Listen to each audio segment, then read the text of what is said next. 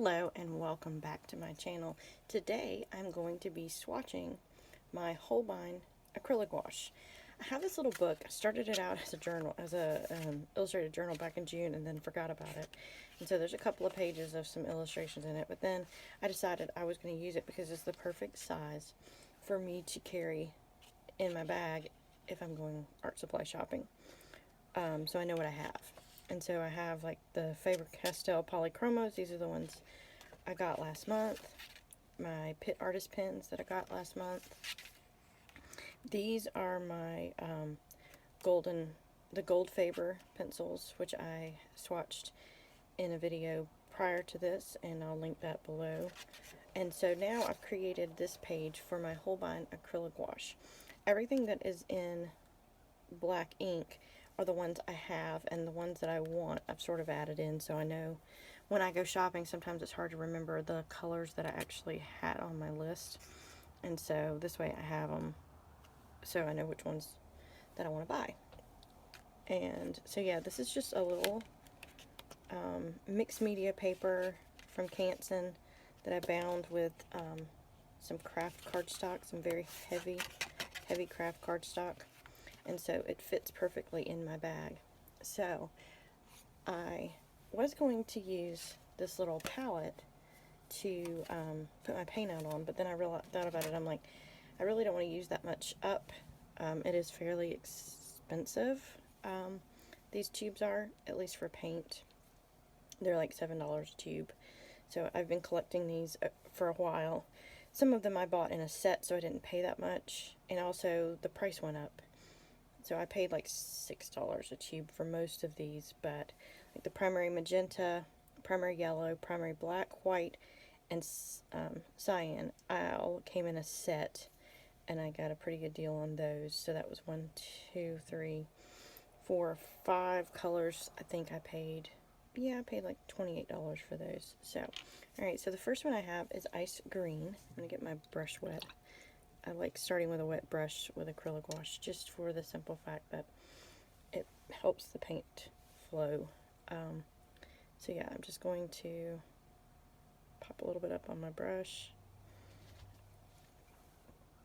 I have also painted the tops of my tubes. I got started with the ash green, or ice green and ash green, and realized that my camera was full. So I am going to start back over. Well, not start back over, but the ice green, what I was trying to say about the ice green and the ash green, I really like the ice green because it is a more of a teal, light teal. And then the ash green, I actually bought it because I'm trying to get some darker colors to add to my collection. So the angle is going to change a little bit, and I will start back swatching. Alright, the angle changed a little bit. I had to switch to my iPad to film because my camera battery's dead. My phone is completely full, which is normally what I film with. And so, alright, so let's get back to it. Leaf green. It is super bright, but I really like it. I was trying to go for lots of different types of green. I like green. And so this is, I actually ended up watering this one down just a little bit. Too much water on my brush.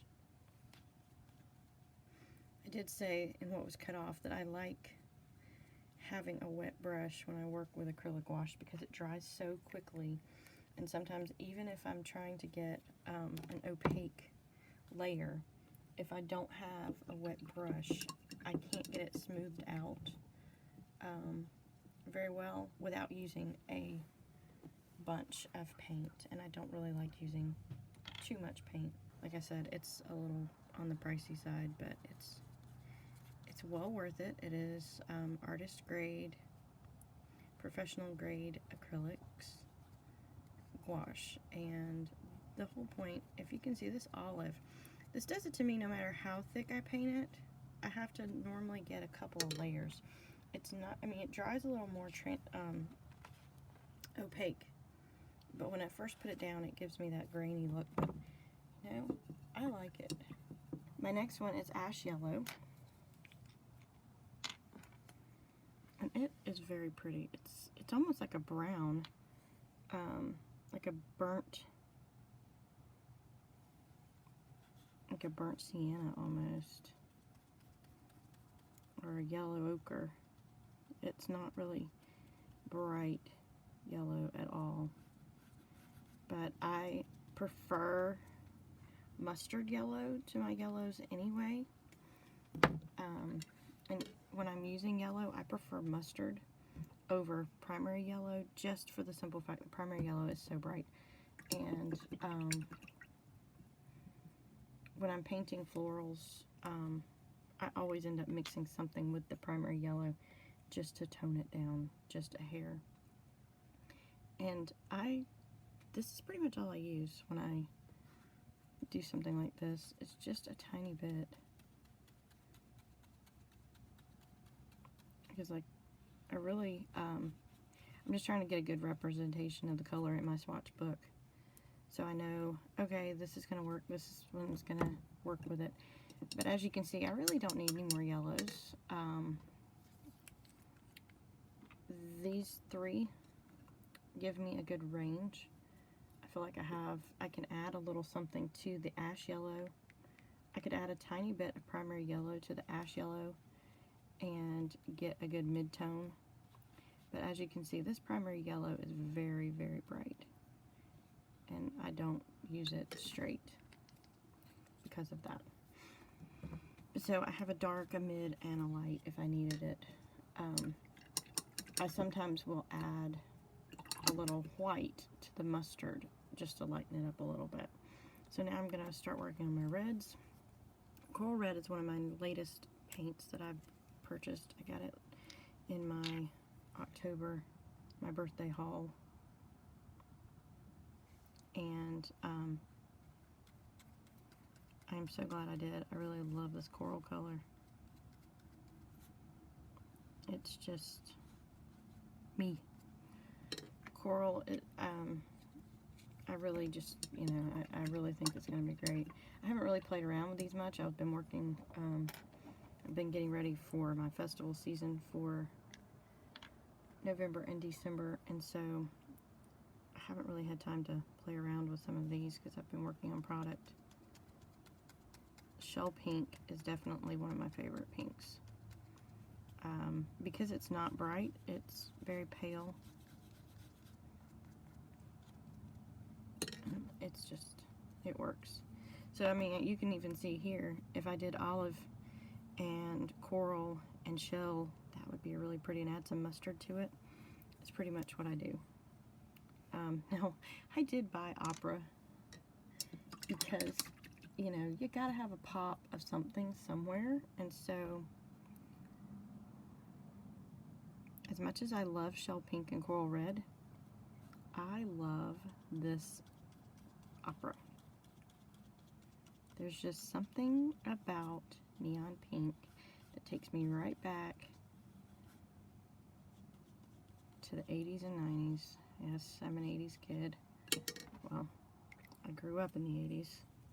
I was alive in the whole decade of the 80s, so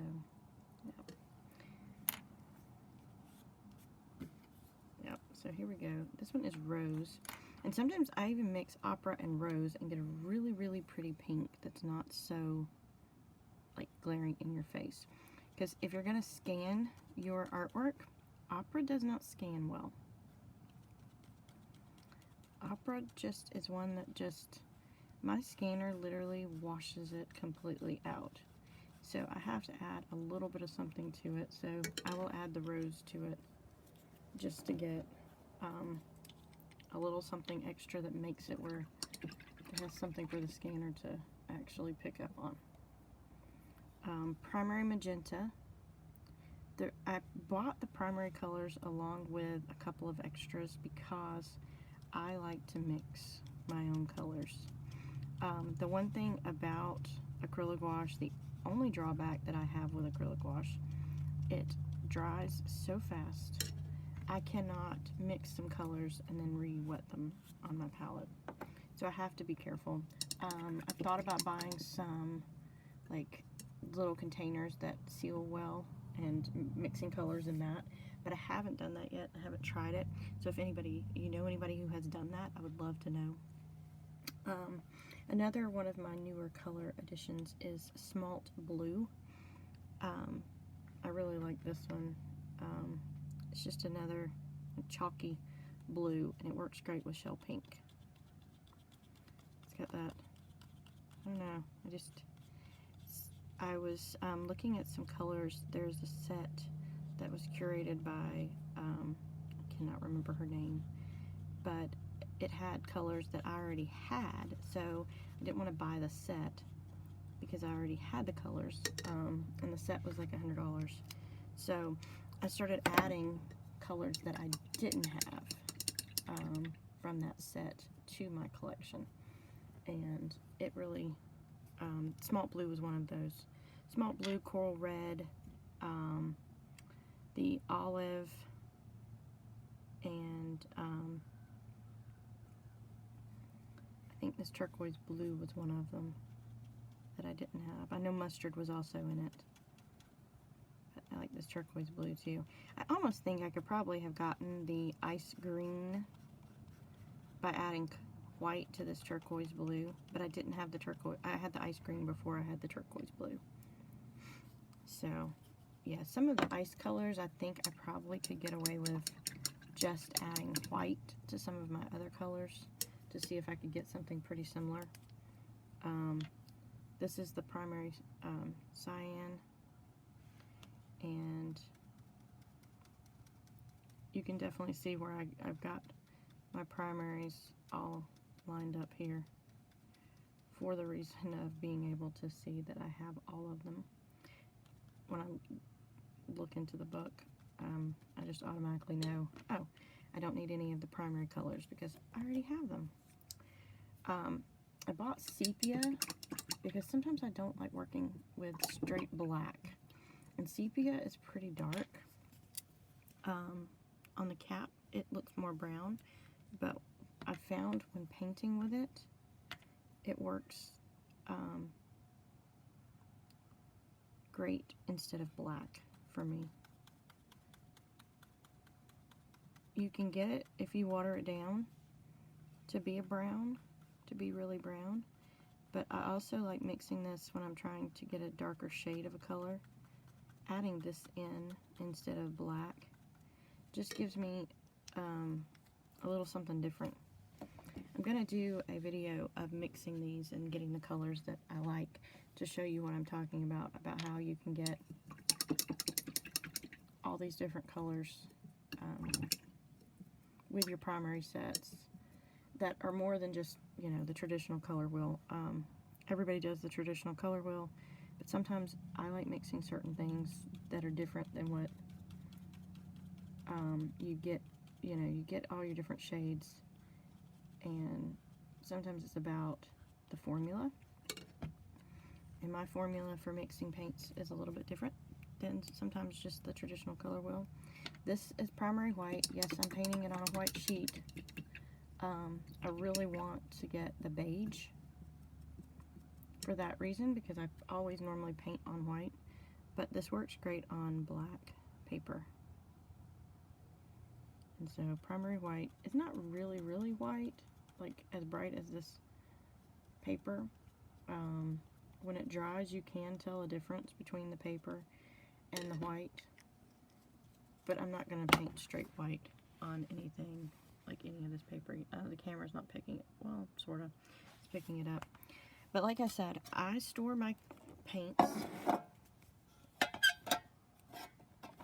Well, actually that part was cut off, I just remembered. I store my paints like this. I saw this on April, which is Monkey Mintaka on YouTube. She did this with her acrylic gouache. It makes it so much easier to see what colors you have without having to pull them out of the thing. And this, I'm going to end up having to get a bigger one if I get any more paints. Or should I say, when I get more paints, because I am definitely going to get more paints. I really like the acrylic gouache because, like I said, if you add just a tad bit of water to your brush, make sure your brush is wet. Not super wet like I did over here. These are very much where I had too much water on my brush. On some of these you can see, but this also shows you that this rose is a little more transparent than some of the other colors. So, but yeah, I added a little more water to these 4 or 5 here. But you can see how the smalt blue is drying. Very, very opaque. The coral and the shell pink. And I added a little more water to that leaf green as well, because most of the time that's how I use it. I don't use it with like very opaque, because I like using it as a glaze on top. And that's one thing I like about these. I can water them down and use them like watercolor and get those washes that I really like. But then I can build up the opaque color. The other thing I like about them, that they sort of a pro and con. They don't re-wet. It's good for when I'm trying to layer up and I don't want mud. But when I mix a color, you know, it's not gonna re-wet on a palette. So just know that if you try the acrylic gouache, it is not gonna re-wet. That's not what it's about. It is about being able to build up opaque layers without muddying it up, and having the matte finish of gouache with the properties of acrylic paint. But yeah, these are the ones that I want to add to my collection, and it's Wan Brilliant, Prussian Blue, Blue Green, Pale Lavender, Yellow Ochre, Burnt Sienna, Beige, and Misty Green. I saw a couple of people swatch them, and I think that they would go well with the palette I've already got going here. And I have enough fall colors and spring colors, and I can mix spring colors. I do want the pale lavender because it sort of reads blue. I don't use purple. If I need purple, I can mix them. But yeah, I hope you've been able to learn something about acrylic gouache by watching this. And if you have any questions, leave them in the comments below. Make sure you hit that like button and subscribe, and just tell me which one of these is your favorite color. Leave it in the comment below. Do you like the ice green, or are you more of a red person, or maybe that smalt blue is calling your name? So just leave a comment below and let me know what you think.